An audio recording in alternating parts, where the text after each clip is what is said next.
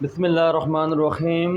मैं हूं आपका होस्ट मोहम्मद रियाज़। आप देख रहे हैं हमारा यूट्यूब और फेसबुक चैनल केम बायो मिक्सचर। तो आज के हमारे इस वीडियो के अंदर हम जो डिस्कस करने वाले हैं, हमारे पास है इंटरनल स्ट्रक्चर ऑफ नेफ्रॉन। ये आपके पास क्या है, जो आपको पूरा स्ट्रक्चर नज़र आ रहा है, ये मेरे पास क्या है, नेफ्रॉन का स्ट्रक्चर है। ठीक है, नेफ्रॉन्स क्या होते हैं? Nephrons is the basic structural and functional unit of kidney. क्या आपके पास स्ट्रक्चरल एंड फंक्शनल यूनिट होती है किस चीज़ की? किडनी की। ठीक है, structural and functional unit of kidney. Clear है यहाँ तक? एक किडनी के अंदर 1 मिलियन हैं, दोनों किडनीज को मिला के तकरीबन 2 मिलियन तक यानी 20 लाख नेफ्रॉन्स हमारे किडनी के अंदर मौजूद होते हैं। ठीक है, तो ये आपके पास क्या है, नेफ्रॉन। सबसे पहले हम डिस्कस करेंगे इंटरनल स्ट्रक्चर ऑफ नेफ्रॉन्स के बारे में। तो बस इंटरनल स्ट्रक्चर ऑफ नेफ्रॉन तकरीबन 3 पार्ट्स पर मुश्तमिल होता है। एक होता है मल्फिजियन बॉडी, दूसरा होता है लूप ऑफ हेनले और तीसरा होता है कलेक्टिंग डक्ट। यानी आपस ये पूरे जो नेफ्रॉन है जो 3 पार्ट पर मुश्तमिल है। एक मल्फिजियन बॉडी, ठीक है, दूसरा क्या है, लूप ऑफ हेनले, तीसरा होता है कलेक्टिंग डक्ट। क्लियर यहाँ तक? तो सबसे पहले हम डिस्कस करने जा रहे हैं आपके पास जो मल्फिजियन बॉडी है उसको हम डिस्कस करेंगे। क्लियर है यहाँ तक? तो बस मल्फिजियन बॉडी 2 चीज़ से मिलकर बनती है, ग्लोमेरुलस और साथ में बोमन कैप्सूल। ठीक है, तो बस आपके पास क्या है, ये आपके पास पूरा स्ट्रक्चर है किसका, एक नेफ्रॉन का स्ट्रक्चर है। अब नेफ्रॉन स्टार्ट करने से पहले हम 2 टाइप्स के नेफ्रॉन्स के बारे में स्टडी करेंगे, डिस्कस करेंगे। दोनों का स्ट्रक्चर तकरीबन सेम ही है, लेकिन सिर्फ इसमें लूप ऑफ हेनले आपको जो यू शेप का स्ट्रक्चर नज़र आता है, इसकी डिफरेंस होती है। ठीक है, तो एक नेफ्रॉन होता है हमारे पास कोर्टिकल नेफ्रॉन। एक नेफ्रॉन हमारे पास क्या होता है, एक होता है कोर्टिकल नेफ्रॉन, दूसरा होता है जक्स्टा मेड्यूलरी नेफ्रॉन। ठीक है, दूसरा क्या होता है, जक्स्टा मेड्यूलरी नेफ्रॉन। ये 2 टाइप्स के नेफ्रॉन हमारे बॉडी के अंदर मौजूद होते हैं। ठीक है, एक कोर्टिकल नेफ्रॉन, दूसरा जक्स्टा मेड्यूलरी नेफ्रॉन। यानी हमने डिस्कस किया था कि आपके पास ये क्या है, आपके पास ये किडनी है। ठीक है, आपके पास ये क्या है, किडनी है। ठीक है, ये आपके पास यूरेटर है। किडनी के 2 पार्ट होते हैं, एक आपके पास ये कोर्टेक्स कहलाता है। ठीक है, आपको अंदर वाला पार्ट क्या कहलाता है, मेड्यूला। तो जो कॉर्टेक्स रीजन के अंदर जो नेफ्रॉन्स मौजूद होते हैं वो नेफ्रॉन्स कहलाते हैं कॉर्टिकल नेफ्रॉन। ठीक है, और जो नेफ्रॉन कॉर्टेक्स के साथ साथ मेड्यूला के अंदर तक मौजूद होते हैं तो ऐसे नेफ्रॉन्स कहलाते हैं जक्स्टा मेड्यूलरी नेफ्रॉन। यानी किडनी के कॉर्टेक्स रीजन के अंदर पाया जाता है, दूसरा कहाँ पर पाया जाता है, मेड्यूला के अंदर। ठीक है, तो ऐसे 2 टाइप्स के न्यूरॉन्स हमारे बॉडी के अंदर मौजूद होते हैं। एक होता है कोर्टिकल नेफ्रॉन, दूसरा जक्स्टा मेड्यूलरी नेफ्रॉन। ठीक है, दोनों का जो शेप होता है, जो स्ट्रक्चर होता है वो सेम होता है। सिर्फ किस चीज़ का मसला होता है, यहाँ पर जो मसला होता है वो लूप ऑफ हेनले का मसला होता है, और दूसरा डिपेंड करता है उसके ऊपर फंक्शन के बारे में। इसके फंक्शन थोड़ा डिफरेंट है किसके, जक्स्टा मेडुलरी। यानी आपके पास 2 किस्म के नेफ्रॉन्स हैं, कोर्टिकल नेफ्रॉन और जक्स्टा मेडुलरी नेफ्रॉन में जो फंक्शन का डिफरेंस थोड़ा हल्का सा इसके अंदर थोड़ा डिफरेंस मौजूद होती है। ठीक है, और डिफरेंस हम आगे डिस्कस करेंगे। तो सबसे पहले हम डिस्कस करना चाह रहे हैं नेफ्रॉन्स के अंदर मल्फिजियन बॉडी। देखें ये जो आपको प्याले जैसा नज़र आता है, शेप नज़र आता है, ठीक है, ये शेप कहलाता है बोमेन कैप्सूल। इसका मतलब क्या है, आपके पास क्या है, बोमेन कैप्सूल। इस बोमेन कैप्सूल के अंदर आपको ये जो नज़र आ रहा है, जो आपके पास आर्टरीज का गुच्छा नज़र आता है, इस गुच्छे का नाम क्या है, ग्लोमेरुलस। ठीक है, अभी गुच्छा बनता कैसे है, ये जो आपके पास नज़र आता है एक नाली है, खून की नाली है, जो क्या नाम देते हैं, एफेरेंट आर्ट्रियोल्स का नाम देते हैं। ठीक है, एफेरेंट आर्ट्रियोल्स वो आर्टरीज होती हैं जो जिससे ब्लड आता है किडनी के नेफ्रॉन के बोमेन कैप्सूल में। कहाँ से आता है, एफेरेंट आर्ट्रियोल्स वो आर्ट्रियोल हैं या वो आर्टरीज हैं जो दिल से खून लेकर आता है, कहाँ पर, किडनी के अंदर। किडनी के अंदर कौन सी जगह पर, अब बस ये जो नज़र आता है बोमेन कैप्सूल के अंदर, ये जो लाने वाली आर्टरी है उसको क्या नाम देते हैं, एफेरेंट आर्ट्रियोल। ठीक है, एफेरेंट आर्ट्रियोल मज़ीद छोटे छोटे बारीक कैपिलरीज के अंदर डिवाइड होती हैं। तो तो ये जो आपके पास जो ये गुच्छा नज़र आता है कैपिलरीज के, इसका नाम क्या है? ग्लोमेरुलस। एक ये जो लाने वाली एफेरेंट आर्टियोल है, इसका डायमीटर बड़ा होता है। इसका डायमीटर क्या होता है? इसका डायमीटर ज़्यादा होता है। किससे? एफेरेंट आर्टियोल से। एक खून लेकर आता है बोमेन कैप्सूल में, दूसरा खून लेकर जाता है बोमेन कैप्सूल से, ठीक है। ये जो लेकर जाने वाली आर्टरीज है, इसका नाम क्या है? Efferent arteriole. क्या नाम है इसका? Efferent arteriole. दिल की यानी किडनी की तरफ लेकर जाने वाला खून जो आर्टरीज होती हैं वो क्या है? एफेरेंट। और जो यहाँ से खून दूर लेकर जाते हैं उसका नाम क्या है? एफेरेंट आर्टियोल्स, ठीक है। यहाँ से दूर ले जाने का मतलब एफेरेंट, लाने का मतलब क्या है? एफेरेंट। दोनों को एफेरेंट आर्टरी का जो डायमीटर होता है, हजम होता है, वो बड़ा होता है। और जो एफेरेंट आर्टियोल है, इसका हजम या इसकी जो डायमीटर होता है वो क्या होता है? छोटा होता है, ठीक है। तो आपके पास क्या है? एक आपके पास है ग्लोमेरुलस, दूसरा आपका जो चांद जैसा या प्याले जैसा या कप जैसा शेप नज़र आता है, इसका नाम क्या है? बोमेन कैप्सूल है, ठीक है। ये जो बोमेन कैप्सूल है, एक साइंटिस्ट बोमेन ने इसको क्या किया था? इंट्रोड्यूस किया था, ठीक है। तो इसलिए इसका नाम क्या पड़ा? बोमेन कैप्सूल का नाम पड़ा। ये बोमेन कैप्सूल कौन स्ट्रक्चर होता है? ये बोमेन कैप्सूल होता है सीव स्ट्रक्चर, छलनी होता है। ऐसे जो सर आपको छलनी होती है, बिल्कुल यहाँ पर क्या होता है? इसके अंदर छोटे छोटे पोर्स मौजूद होते हैं, छोटे छोटे सुराख मौजूद होते हैं। ये पोर्स तकरीबन 70 नैनोमीटर इसके साइज़ होता है, ठीक है। यानी जो बोमेन कैप्सूल के अंदर जो ये जो इसके वॉल है, इस वॉल के अंदर छोटे छोटे सुराख मौजूद होते हैं, ठीक है। वो सुराख की जो लिमिट जो उसका पोर साइज़ होता है, कितना होता है? 70 नैनोमीटर इसका साइज़ होता है। दूसरा जो ग्लोमेरुलस है, इसके बाद जो कैपिलरीज मौजूद हैं, इन कैपिलरीज के साथ इस कैपिलरी के साथ क्या होता है? पोडोसाइट सेल्स मौजूद होते हैं। क्या मौजूद होते हैं? Podocyte cells. फर्स्ट आपस ये कैपिलरी है, ये आपके पास क्या है? कैपिलरी है। इस कैपिलरी के इर्द गिर्द क्या मौजूद होता है? इस कैपिलरी के इर्द गिर्द मौजूद होती है पोडोसाइट सेल। पोडोसाइट सेल्स क्या होते हैं? ये सेल्स क्या करता है? ये प्लाज्मा प्रोटीन को रोकते हैं। ये क्या रोकते हैं? प्लाज्मा प्रोटीन को रोकते हैं। किस चीज़ से रोकते हैं?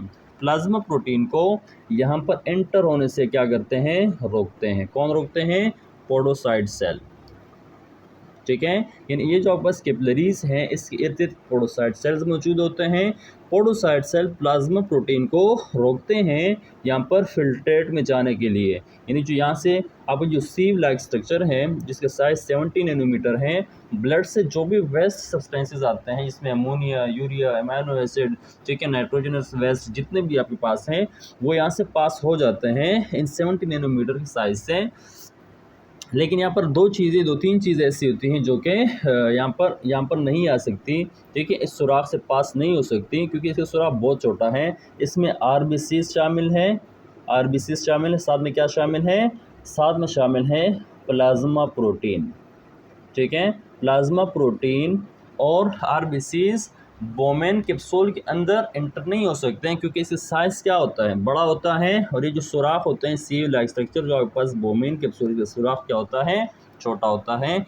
और छोटा होने की वजह से साथ साथ कैपिलरीज के इर्द पोडोसाइट सेल्स मौजूद होते हैं, जो कैपिलरी से प्लाज्मा प्रोटीन को बाहर आने नहीं देती, ठीक है। तो आपके पास ये क्या है? ये आपके पास है बोमेन कैप्सूल। तो प्लाज्मा प्रोटीन और आरबीसीज के अलावा यहाँ से ब्लड के अंदर जो भी पानी है, यूरिया है, यूरिक एसिड है, अमोनिया है, ठीक है, जो भी वेस्ट सब्सटेंसेस हैं, ये जो फ़ायदेमंद चीज़ें हैं वो भी यहाँ पर एंटर हो जाते हैं, जो नुकसानदेह चीज़ें हैं वो भी यहाँ पर एंटर होते हैं, सिवाय रेड ब्लड सेल्स के और प्लाज्मा प्रोटीन के। क्लियर है यहाँ तक?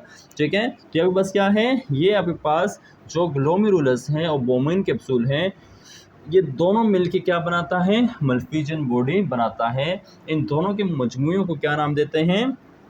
मल्फिजन बॉडीज़ का नाम देते हैं। क्लियर है यहाँ तक? तो उम्मीद है आपको ये स्ट्रक्चर, ये जगह समझ में आ गया होगा। क्लियर है यहाँ तक? अब यहाँ से मज़ीद बढ़ते हैं आगे। इसमें मिटाना चाहता हूँ ताकि जगह हमारे पास क्या हो जाए? खाली हो जाए। ये भी हम पढ़ रहे हैं, स्ट्रक्चर ऑफ नेफ्रॉन्स पढ़ रहे हैं, सही है। अभी हमने इसके फंक्शन डिस्कस नहीं किए। फंक्शन हम पढ़ेंगे, रेगुलेटरी फंक्शन हम पढ़ेंगे इसके बाद, इसी के अंदर हम डिस्कस करेंगे, लेकिन बाद में डिस्कस करते हैं, ठीक है। तो ये उम्मीद है ये समझ आ गया होगा कि एफेरेंट आर्ट्रियोल से ब्लड आता है इस बोमेन कैप्सूल में, यहाँ से ब्लड निकलता है वापस जाता है एफेरेंट आर्ट्रियोल से, आने वाला एफेरेंट ले जाने वाला एफेरेंट होता है, ठीक है। और सीव लाइक स्ट्रक्चर होता है जो आपका जो वॉल होते हैं बोमेन कैप्सूल का, वो क्या होते हैं, छलनी दीवारें होती हैं, और इसकी जो सुराखों का साइज़ होता है वो 70 नैनोमीटर होता है, बहुत छोटा होता है। मतलब क्या है, नैनोमीटर 1 मल्टीप्लाई बाई 10⁻⁹ नैनोमीटर, ये क्या है, ये मीटर 1 की पावर -9 मीटर इसका साइज़ होता है। मतलब क्या है, बहुत छोटी यूनिट होती है, इस वजह से यहाँ से हर चीज़ पास नहीं हो सकता, ठीक है। इसलिए यहाँ पर प्लाज्मा प्रोटीन और साथ में जो रेड ब्लड सेल्स होते हैं यहाँ पर एंटर नहीं हो पाते। तो अभी हम डिस्कस करते हैं, हाँ बस ये आपके पास क्या है, लाने वाली, क्या है, ले जाने वाली। अब ले जाने वाली जो आर्टरीज होती हैं या बस क्या एफेरेंट आर्ट्रियोल हैं, ये 2 पार्ट्स के अंदर डिवाइड होती हैं। कितने पार्ट्स के अंदर, 2 पार्ट्स के अंदर। एक कहलाता है पेरी ट्यूब्यूलर कैपिलरी, क्या कहलाती है, पेरी ट्यूब्यूलर कैपिलरी। दूसरा कहलाता है वेजा रेक्टा, क्या है आपके पास, दूसरा क्या है, वेजा रेक्टा। यानी यहाँ से एफेरेंट आर्ट्रियोल 2 पार्ट के अंदर डिवाइड होती हैं, एक पेरी ट्यूब्यूलर कैपिलरी, दूसरा वेजा रेक्टा। पेरी ट्यूब्यूलर कैपिलरी ये मूव करती है 2 चीज़ों में, ये बस ये जो पार्ट है, इस पार्ट का नाम है प्रॉक्सिमल कन्वोल्यूटेड ट्यूब्यूल, और दूसरा बस ये जो पार्ट होता है इसका नाम है डिस्टल कन्वोल्यूटेड ट्यूब्यूल। मैं यहाँ पर डिवाइड करता हूँ इसको, ठीक है, या डिवाइड कर लेता हूँ। यहाँ बस 2 पार्ट के अंदर डिवाइड होती हैं, ठीक है। तो एक पार्ट आपके पास काम मूव करती है इस इनके दरमियानी प्रॉक्सिमल कन्वोल्यूटेड ट्यूब्यूल, और साथ में जो डिस्टल कन्वोल्यूटेड ट्यूब्यूल हैं इसमें इर्द गिर्द क्या करती हैं, यानी जो बस कोर्टेक्स रीजन के अंदर ये पार्ट कोर्टेक्स रीजन के अंदर पाया जाता है किडनी के अंदर। ये जो पार्ट होता है ये पाया जाता है मेड्यूलरी या मेडुला के अंदर पाया जाता है। क्लियर यहाँ तक। तो जो एफेरेंट आर्ट्रियोल है 2 पार्ट के अंदर डिवाइड होता है, पेरीट्यूब्यूलर कैपिलरी और दूसरा क्या है, वेजा रेक्टा, ठीक है। तो पेरीट्यूब्यूलर कैपिलरी क्या कहाँ मूव करती हैं, ये प्रॉक्सिमल कन्वोल्यूटेड ट्यूब्यूल, ये जो आपको नजर आता है कॉइल स्ट्रक्चर नजर आता है, इसके इर्द गिर्द मूव करती है, ठीक है। और जो बस वेजा रेक्टा होता है वो आपको बस ये जो नज़र आ रहा है, ये यू शेप स्ट्रक्चर है, इसका नाम है लूप ऑफ हेनले। तो ये जो दूसरी आर्टरी होती है कहाँ मूव करती हैं, ये मूव करती हैं इस लूप ऑफ हेनले के डिसेंडिंग और साथ में असेंडिंग लूप ऑफ हेनले में मूव करती हैं। क्लियर यहाँ तक। तो ये क्या कौन सी आर्टरी है, efferent arteriole, loop of Henle, और साथ में जो पेरीट्यूब्यूलर कैपिलरी है वो कहाँ पर मूव करती हैं, प्रॉक्सिमल कन्वोल्यूटेड ट्यूब्यूल में, और डिस्टल कन्वोल्यूटेड ट्यूब्यूल के इर्द क्या करती हैं, मूव करती हैं। यानी एक कैपिलरी यहाँ पर मौजूद होती हैं, दूसरी कहाँ पर मौजूद होती है, यहाँ पर। तो दोनों वेजा रेक्टा वगैरह कहाँ पर एंटर होती है, वेंस के अंदर एंटर होती है, और वेंस से ये खून फिल्टर हुआ जो होता है वो कहाँ पर ट्रांसफ़र करता है, या ट्रांसफ़र करता है दोबारा हार्ट के अंदर, वहीं से दोबारा पूरी बॉडी को ट्रांसफ़र होती है। क्लियर यहाँ तक। उम्मीद आपको समझ में आ गया होगा कि पेरीट्यूब्यूलर कैपिलरी क्या है और वेजा रेक्टा क्या है। नेक्स्ट हमारे पास क्या है, ये स्ट्रक्चर हमने क्या कर लिया, पढ़ लिया, सही है। यानी हमने क्या पढ़ लिया, मल्फिजियन बॉडी से हमने क्या कर लिया, ग्लोमेरुलस और बोमेन कैप्सूल को डिस्कस कर लिया। अब हम डिस्कस करते हैं इसका नेक्स्ट पार्ट, यानी आपके पास क्या होता है, प्रॉक्सिमल कन्वोल्यूटेड ट्यूब्यूल। जैसे जो चीज़ फिल्टर होती हैं वो एक कॉइल्ड स्ट्रक्चर के अंदर आती है। प्रॉक्सिमल का मतलब ये होता है ये किसी करीब है, ये कप लाइक स्ट्रक्चर के करीब है, इसलिए इसका नाम है प्रॉक्सिमल। कन्वोल्यूटेड ट्यूब्यूल का मतलब ये होता है कि ये आपका जो कॉइल्ड स्ट्रक्चर है, ठीक है, मुड़ा हुआ फोल्डेड स्ट्रक्चर है, इसका नाम क्या है, कन्वोल्यूटेड, और ट्यूब को इसी का नाम क्या है, ट्यूब्यूल्स का नाम देते हैं। तो प्रॉक्सिमल कन्वोल्यूटेड ट्यूब्यूल का मतलब ये है कि जो फोल्डेड स्ट्रक्चर आपको नजर आता है जो कि बोमेन कैप्सूल के करीब है, इसलिए इसका नाम क्या है, प्रॉक्सिमल कन्वोल्यूटेड ट्यूब्यूल। यहाँ से फिल्ट्रेट यहाँ पर जमा होता है, यहाँ पर आता है, ठीक है। यहाँ से फिल्ट्रेट फिर नेक्स्ट जो पोर्शन है उसका नाम क्या है, लूप ऑफ हेनले। नेक्स्ट जो पार्ट होता है उसका नाम है लूप ऑफ हेनले, ठीक है। यहाँ से जो आपको नज़र आ रहा है, यहाँ से लेकर ये जो पूरा आपको नज़र आता है इसका नाम क्या है, इसका नाम होता है लूप ऑफ हेनले। इसका नाम क्या होता है, लूप ऑफ हेनले का नाम है, ठीक है। ये जो यू शेप स्ट्रक्चर नज़र आता है इसका नाम क्या है, लूप ऑफ हेनले। अब लूप ऑफ हेनले दो टाइप का होता है, एक मेरे पास होता है डिसेंडिंग लूप ऑफ हेनले, यानी ऐसा लूप ऑफ हेनले जो नीचे की तरफ मूव करे, यानी फिल्ट्रेट यहाँ से कहाँ मूव करता है, नीचे की तरफ मूव करती है, तो इसका नाम क्या है, डिसेंडिंग। डिसेंडिंग मतलब नीचे की तरफ जाना, ठीक है। तो डिसेंडिंग लूप ऑफ हेनले यहाँ से मूव जो नीचे की तरफ मूव करता है, इसलिए इसका नाम क्या होता है, डिसेंडिंग लूप ऑफ हेनले। और फिर यू जो स्ट्रक्चर का नाम है, इसका नाम क्या है, लूप ऑफ हेनले। क्लियर है यहाँ तक। इसके फंक्शन हम बाद में डिस्कस करेंगे नेक्स्ट टॉपिक के अंदर। ये भी हम सिर्फ स्ट्रक्चर डिस्कस कर रहे हैं किस चीज़ का, नेफ्रॉन का, ठीक है।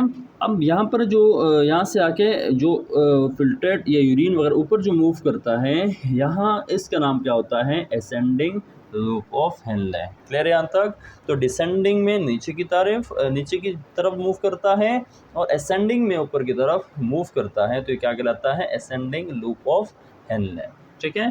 तो असेंडिंग लूप ऑफ हेनले के बाद ये यहाँ से जो आगे का स्ट्रक्चर होता है, इसका नाम होता है डिस्टल कन्वोल्यूटेड ट्यूब्यूल। इसका नाम होता है डिस्टल कन्वोल्यूटेड ट्यूब्यूल, ठीक है। ये भी फोल्डेड स्ट्रक्चर होता है, इसी तरह ही प्रॉक्सिमल की तरह ही स्ट्रक्चर होता है, लेकिन यहाँ से दूर होता है, पीछे की जानिब होता है। इसका नाम क्या है, डिस्टल कन्वोल्यूटेड ट्यूब्यूल। यहाँ पर भी डिफरेंट चीज़ें एब्जॉर्ब होती हैं, डिफरेंट चीज़ें क्या होती हैं, बाहर निकलती हैं। तो कैसी बात, ठीक है। तो असेंडिंग लूप आपके पास क्या होता है, इसके बाद आता है डिस्टल कन्वोल्यूटेड ट्यूब्यूल। तो डिस्टल कन्वोल्यूटेड ट्यूब्यूल इसका नाम इसलिए पड़ा कि यहाँ से दूर है, यानी इस बोमेन कैप्सूल से दूर पड़ता है, इसका नाम क्या है, डिस्टल कन्वोल्यूटेड ट्यूब्यूल का नाम देते हैं, ठीक है। ये डिस्टल कन्वोल्यूटेड ट्यूब्यूल कहाँ पर खुलता है, कलेक्टिंग डक्ट के अंदर, ठीक है। तीन चीज़ें हमने डिस्कस की, मल्फिजियन बॉडी, ठीक है, इसके अंदर ग्लोमेरुलस और बोमेन कैप्सूल शामिल है, फिर लूप ऑफ हेनले, ये हमारे पास लूप ऑफ हेनले है।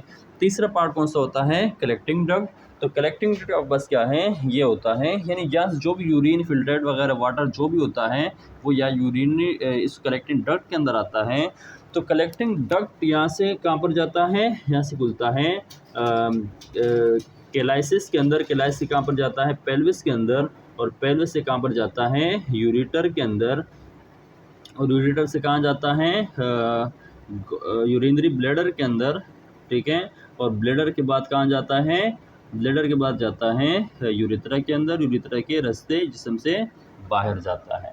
क्लियर यहाँ तक। तो ये जो स्ट्रक्चर था, ये क्या था, इंटरनल स्ट्रक्चर ऑफ नेफ्रॉन था। इससे पूरा स्ट्रक्चर मैंने आपको डिस्कस कर लिया, बता दिया, ठीक है। इसके बाद इसके जो फंक्शन होते हैं, यहाँ पर कौन सा फंक्शन होगा, यहाँ पर क्या हो रहा है, यहाँ पर क्या एब्जॉर्ब हो रहा है, क्या जा रहा है, तो इन सब के जो फंक्शन हैं, इसको हम रेगुलेटरी फंक्शन ऑफ नेफ्रॉन या किडनी के अंदर हम इसको डिस्कस करेंगे। उम्मीद है आपको ये समझ में आ गया होगा।